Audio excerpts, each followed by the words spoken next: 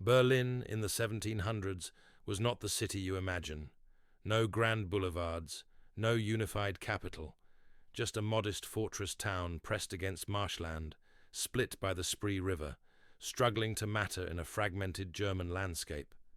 The century opened with Berlin barely holding 50,000 souls.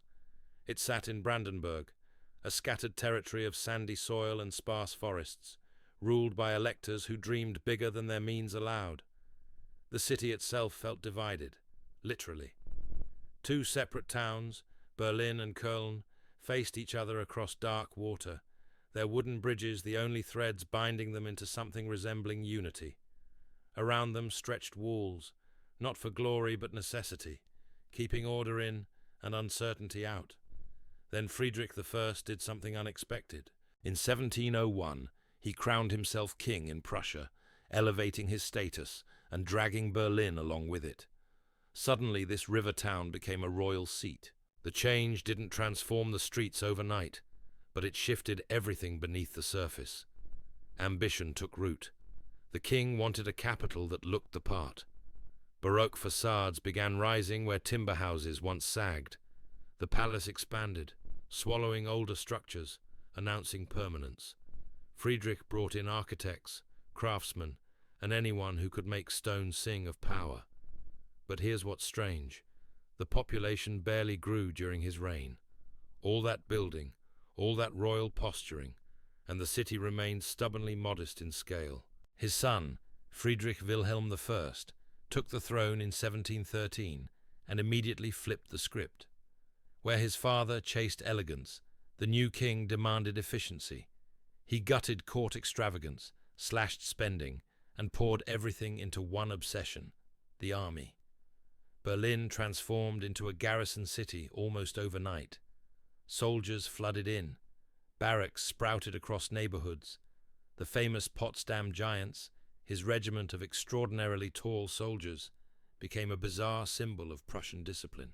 The king walked the streets himself, cane in hand, correcting posture and punishing laziness. He despised waste, luxury, and anything resembling French refinement, which his father had adored. Under his watch, Berlin grew lean and regimented. The population finally swelled, hitting 90,000 by mid-century, but not through culture or commerce, through military expansion and forced efficiency. Then came Friedrich II in 1740, and Berlin held its breath. Would he continue his father's militant austerity, or return to his grandfather's artistic ambitions? The answer was both, and neither. Friedrich the Great, as history would name him, loved philosophy, music, and French literature. He played the flute, corresponded with Voltaire, and filled Sanssouci Palace with Enlightenment ideals.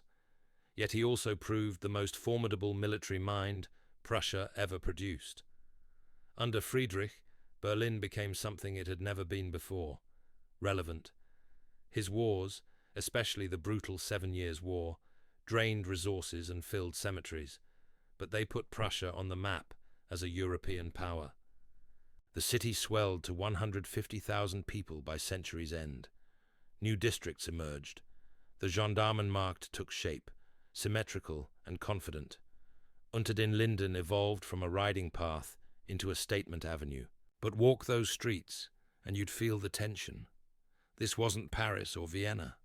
Berlin remained a soldier's city, wrapped in philosophical pretension. Immigrants arrived in waves, French Huguenots fleeing persecution, bringing skills and strange accents. Jewish communities expanded under careful regulation. The city grew diverse, but rigidly organized. Every group assigned its place within the machine. What's remarkable isn't just the growth, but the speed. In 1 century, Berlin lurched from irrelevant river crossing to royal capital, to military powerhouse, to Enlightenment center. Each transformation left marks, layers of identity that never quite merged into coherence. By the 1780s, Friedrich aged in his palace, increasingly alone, his body failing, but his grip on Prussia unshaken. The city he shaped stood poised between eras, its future uncertain, but its presence undeniable. and beneath the surface, something else was stirring. The ideas flooding into Berlin weren't just philosophical abstractions. They carried weight, consequence, the kind that made monarchs nervous. Friedrich tolerated Enlightenment discourse because he controlled it, filtered through his own rational despotism. But ideas don't stay controlled forever. They seep through cracks, mutate in translation, and eventually demand more than tolerance. By the time Friedrich died in 1786, Berlin had tasted something dangerous.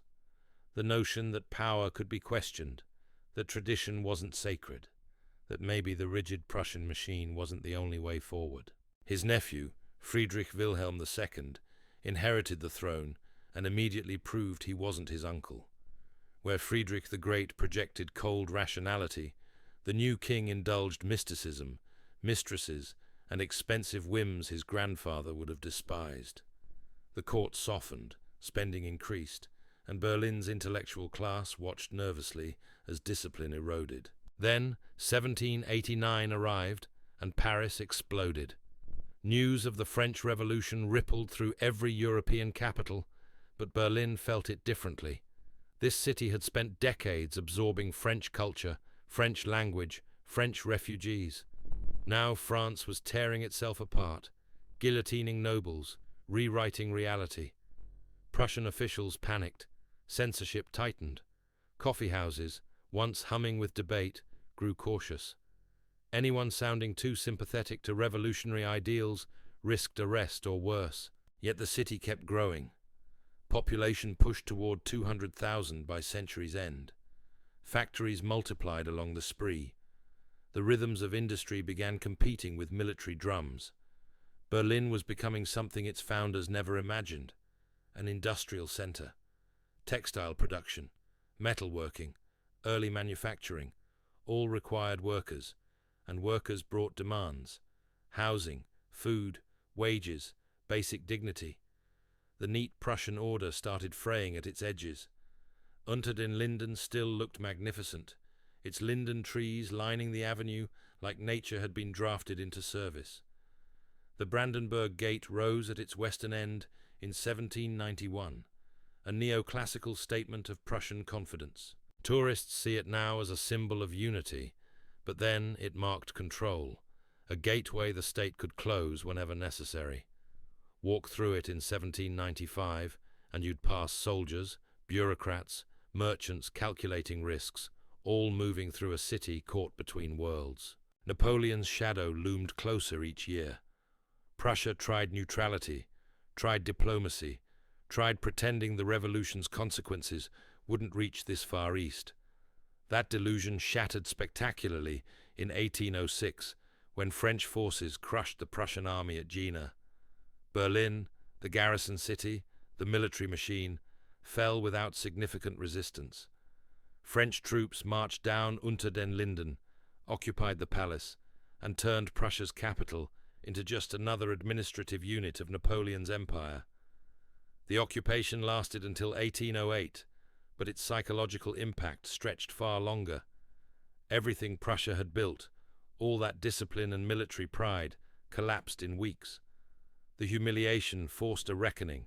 Reformers who'd been ignored suddenly found audiences. Maybe the rigid system wasn't strength, but brittleness. Maybe change wasn't betrayal, but survival. When French forces finally withdrew, Berlin began transforming again, but this time the change came from necessity rather than royal ambition. The 19th century would bring industrialization, nationalism, revolution, and eventually unification into something much larger than Prussia. But that's another story, for another reconstruction. Standing here now, looking back at the 18th century Berlin, you see a city that never quite settled into itself, always becoming, never simply being. That restlessness, that constant transformation, maybe that's what made it Berlin. The city Friedrich left behind wasn't finished. It never would be. Berlin spent a century reinventing itself, shedding identities like snakeskin, each layer revealing something raw underneath. That pattern didn't stop in 1800. It accelerated. What began as restless ambition became the city's defining trait, for better and worse.